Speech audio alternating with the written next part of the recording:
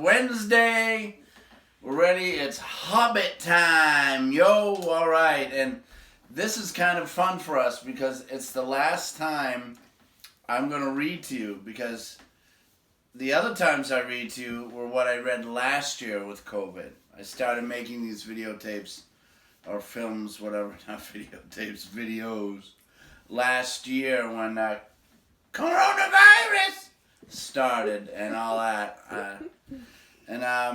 But now I'm going to read to you just this final part, and then it'll be the old recordings, because I'm not doing it again. That would be insane. No way. All right, so my son here is to remind you about, what does Bilbo have? Sting. This is a sword that Bilbo uses.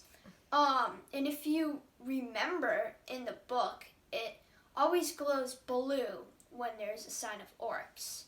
And here's a close look at the blade. Yeah, it's a real sword, but it's not sharpened. So, yeah. So if it was sharp, it would be real.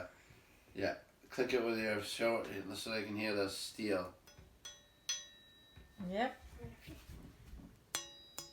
Like that. Alright, yeah, alright, buddy. And it's all the way through the handle, right? Yeah. It's metal, so that would be, yeah. Oh, yeah, alright, be careful there, Bob. Alright. Alright, so we'll start. If you remember, we left off when Bilbo had a plan to get the dwarves out of the elven prison. So in the middle of Mirkwood Forest. So we'll find out what happens now. All right. So the rest of the year, I'll keep reading it to you, but it'll be a time warp. It'll be me from last year. So when I say I miss you guys, that was because I couldn't see anybody, right? Because we were all at home, right? But I still miss you every Wednesday. All right. We'll be right back at you.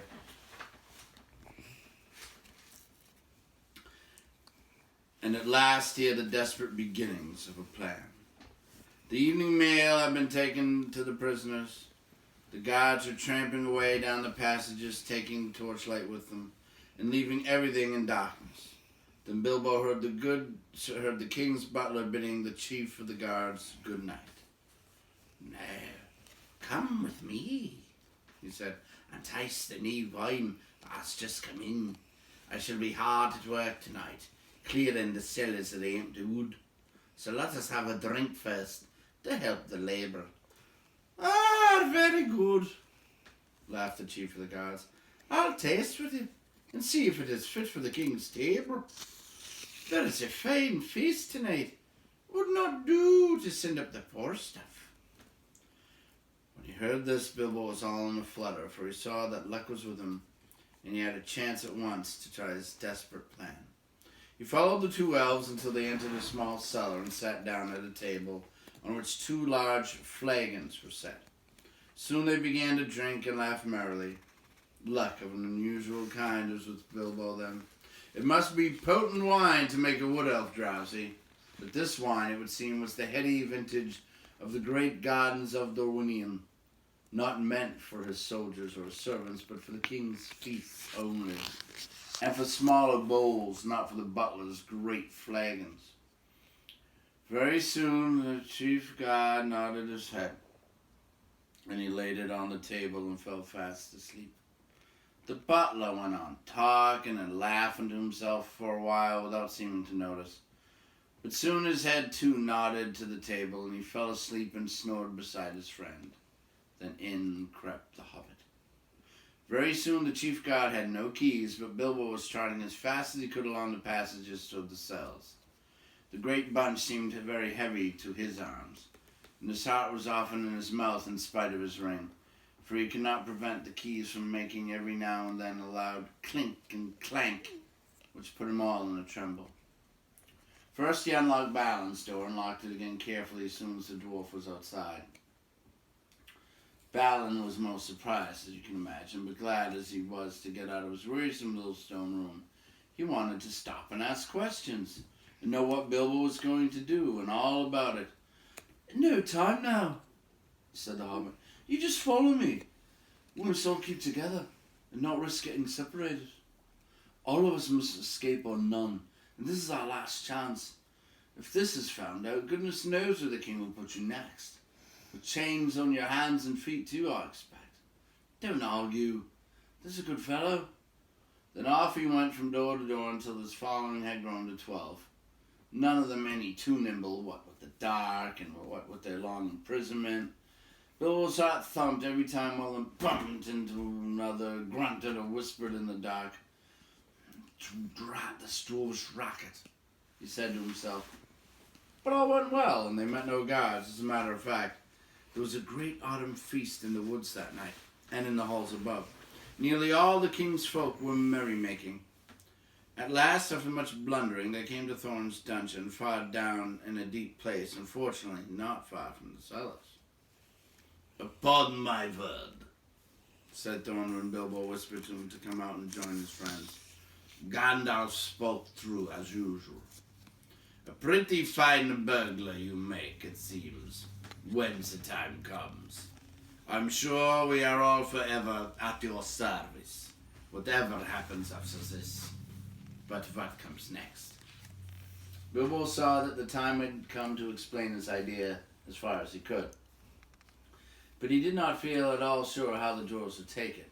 His fears were quite justified, for they did not like it a bit and started grumbling loudly in spite of their danger. Oh, we shall be bruised and battered to pieces and drowned too for certain. We thought you had got some sensible notion when you managed to get hold of the keys. This is a mad idea. Very well, said Bilbo, very downcast, and also rather annoyed. Come along, back to your nice cells, and I will lock you all in again, and you can sit there comfortably and think of a better plan. But I don't suppose I shall ever get hold of the keys again, even if I feel inclined to try. That was too much of them, and they calmed down. In the end, of course, they had to do just what Bilbo suggested, because it was obviously impossible for them to try and find their way into the upper halls, or to fight their way out of gates that closed by magic. There was no good grumbling in the passages until they were caught again. So, following the hobbit down into the lower cellars, they crept. They passed the door through which the chief guard and the butler could be seen still happily snoring with smiles upon their faces. The wine of Duronian brings deep and pleasant dreams. There would be a different expression on the face of the chief guard next day, even though Bilbo, before they went on, stole in and kind-heartedly put the keys back on his belt. That will save him for some of the trouble he's in for, said Mr. Baggins to himself. He wasn't a bad fellow, quite decent to the prisoners. It will puzzle them all too. They will think we had very strong magic to pass through all those locked doors and disappear. Disappear? We've got to get busy very quick if that is to happen. Balin was told off to watch the guard and the butler and give warning if they stirred. The rest went into the adjoining cellar with the trap doors. There was little time to lose. Before long, as Bilbo knew, some elves were under orders to come down and help the butler get the empty barrels through the doors down into the stream. These were in fact already standing in rows in the middle of the floor waiting to be pushed off. Some of them were wine barrels, and these were not much use as they could not easily be opened at the end without a deal of noise, nor could they easily be secured again. But among them were several others, which had been used for bringing other stuffs, butter, apples, and all sorts of things, to the king's palace. They soon found 13 with room enough for a dwarf in each. In fact, some were too roomy. And as they climbed in, the dwarves thought anxiously of the shaking and the bumping they would get inside, though Bilbo did his best to find straw and other stuff to pack them in as cozily as could be managed in a short time. At last 12 doors were stowed. Thorn had given a lot of trouble and turned and twisted in his tub and grumbled like a large dog in a small kennel, while Balin, who came last, made a great fuss about his air holes and said he was stifling even before the lid was on. Bilbo had done what he could to close all holes in sides of barrels and to fix on all the lids as safely as could be managed. Now he was left alone again. running around, putting the finishing touches to the packing, and hoping against hope that his plan would come off. It had not been done a bit too soon. Only a minute or two after Balon's lid had been fitted on, and there came the sound of voices and the flicker of lights. A number of elves came laughing and talking into the cellars and singing snatches of song. They had left a merry feast in one of the halls and were bent on returning as soon as they could. "Ha ha! Where's old Carly and the butler?" said one. "I haven't seen him at the tables tonight. He ought to be here now to show us what is to be done." "Ha ha! I shall be angry if the old slot coat is late," said another.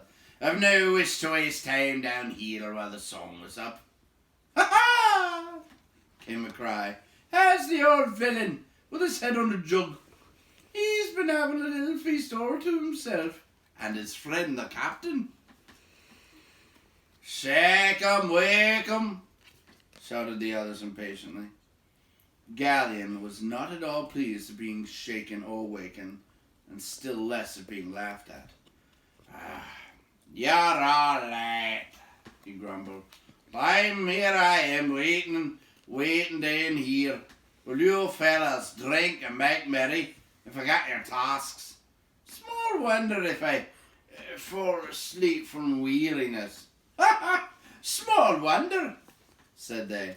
"Well, the explanation stands close at your hand in a jug.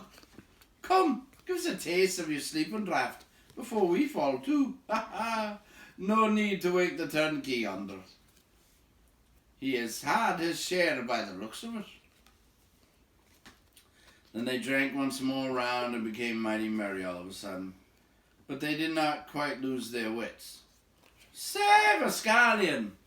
cried some. "You began your feasting early and muddled your wits. You have stacked some full casks here instead of the empty ones, if there's anything in weight."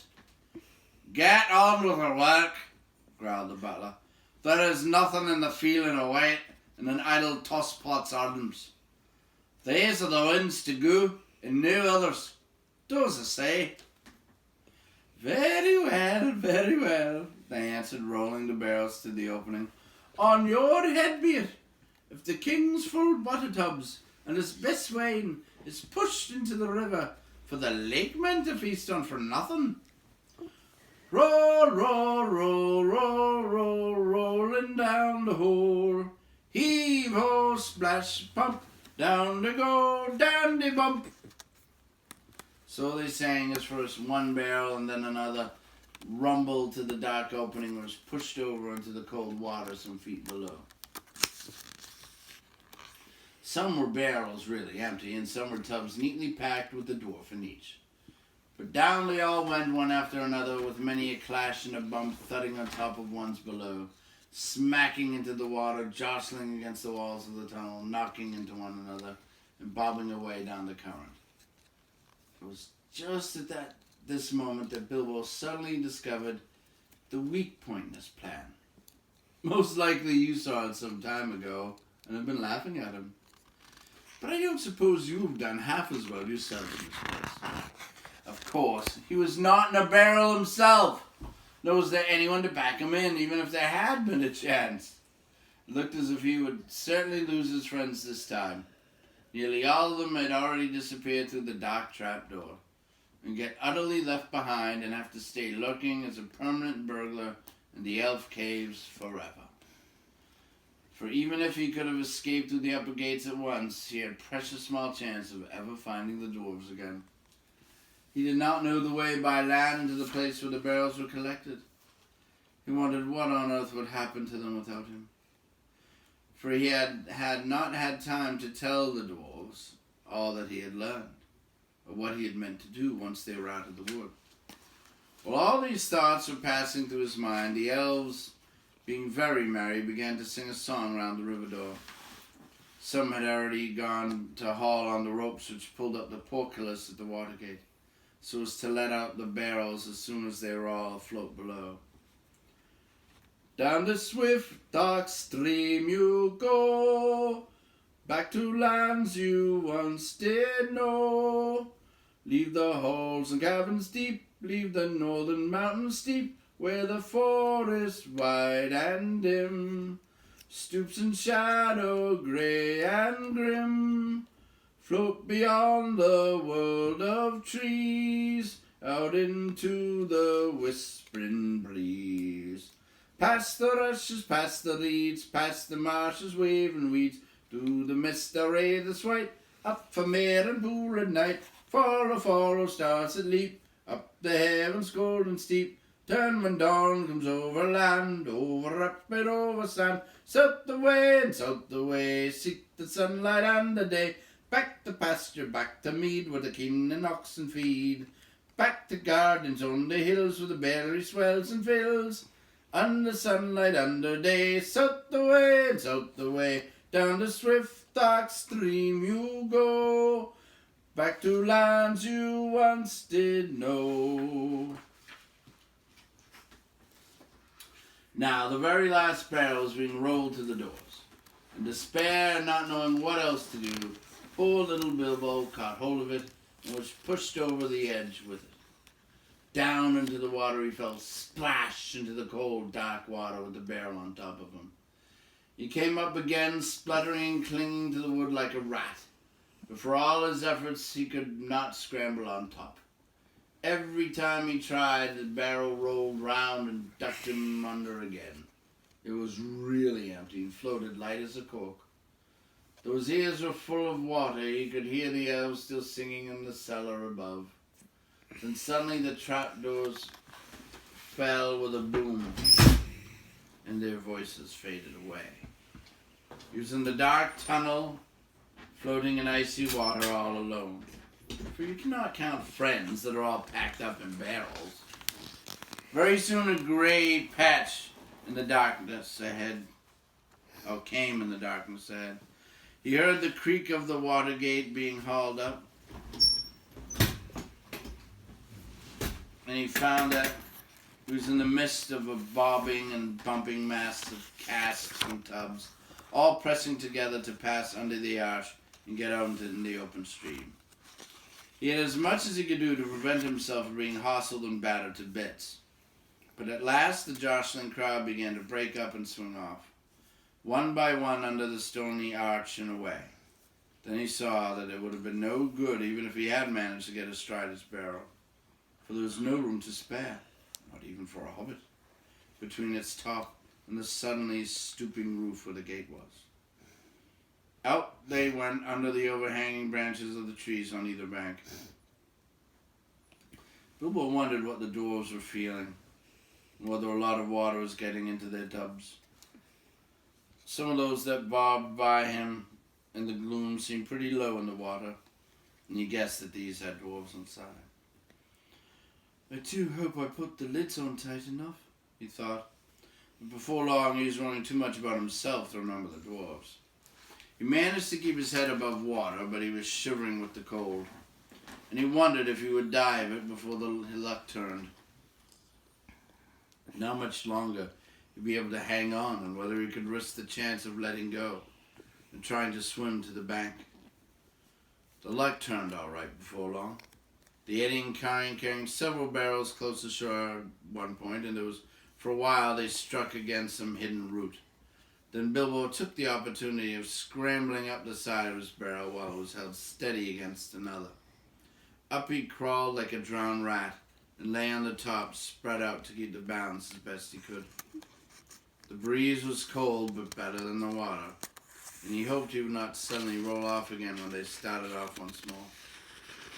Before long the bales broke free again and turned and twisted down the stream and out into the main current. Then he found it quite as difficult to stick on as he had feared. But he managed it somehow, though it was miserably uncomfortable. Luckily he was very light and the barrel was a good big one, and being rather leaky it now shipped a small amount of water. All the same, it was like trying to ride, without bridle or stirrups, a round-bellied pony that was always thinking of rolling on the grass. And this way at last Mr. Baggins came to a place where the trees on either hand grew thinner. He could see the paler sky between them. The dark river opened suddenly wide, and there it was joined to the main water of the forest river, flowing down in haste from the king's great doors. There was a dim sheet of water no longer overshadowed, and on its sliding surface they were dancing in broken reflections of clouds and of stars. Then the hurrying water of the forest river swept all the company of casks and tubs away to the north bank, in which it had eaten out a wide bay. This had a shingly shore under hanging banks and was walled at the eastern end by a little jutting cape of hard rock. On the shallow shore, most of the barrels ran aground, though a few went on to bump against the stony pier. There were people on the lookout on the banks. They quickly poled and pushed all the barrels together in the shallows. When they counted them, they roped them together and left them till morning. Poor dwarves. Bilbo was not badly off now. He slipped off his barrel and waded ashore, and then sneaked along to some huts that he could see near the water's edge. He no longer thought twice about picking up a supper uninvited if he got the chance. He'd been obliged to do it for so long. And he knew now only too well what it was to be really hungry, not merely politely interested in the dainties of a well-filled larder. Also, he had caught a glimpse of a fire through the trees. That appealed to him, with its dripping and ragged clothes clinging to his cold and clammy. There was no need to tell you much of his adventures that night, for we had drawing near to the end of the eastward journey, and coming to the last and greatest adventure, so we must hurry up. Of course, helped by his magic ring, he got on very well at first, but he was given away in the end by his wet footsteps and the trail of drippings that he left wherever he went or sat, and also he began to snivel, and wherever he tried to hide, he was found out by the terrific explosions of suppressed sneezes. Very soon there was a fine commotion in the village by the riverside. But Bilbo escaped into the woods, carrying a loaf and a leather bottle of wine and a pie that did not belong to him. The rest of the night he had to pass, wet as he was and far from a fire. But the bottle helped him to do that. He actually dozed a little on some dry leaves, even though the year was getting late and the air was chilly. He woke again, especially loud sneeze. It was already grey morning, and there was a merry racket down by the river. They were making up a raft of barrels, and the raft elves would soon be steering it off down the stream to Lake Town. Bilbo sneezed again. He was no longer dripping, but he felt cold all over. He scrambled down as fast as his stiff legs would take him and managed just in time to get on the masts of casks without being noticed in the general bustle. Luckily, there was no sun at the time to cast an awkward shadow, and for mercy he did not sneeze again for a good while.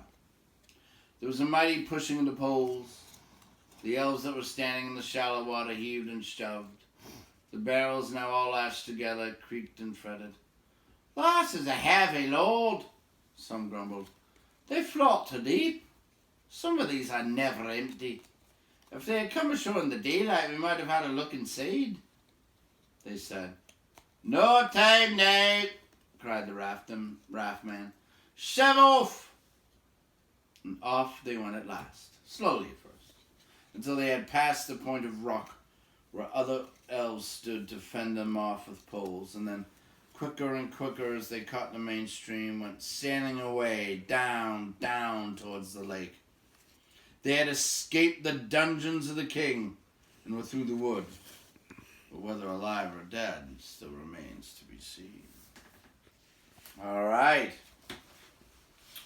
So I'd like to thank Connor and my wife Hillary for reading the book with us and filming while I read. It's a lot easier than me reading and filming. I might have done that 1 or 2 chapters coming up. Not easy. So thank you, and we'll still be reading The Hobbit, all right? All the way to the end of the year. All right. Bye. Bye.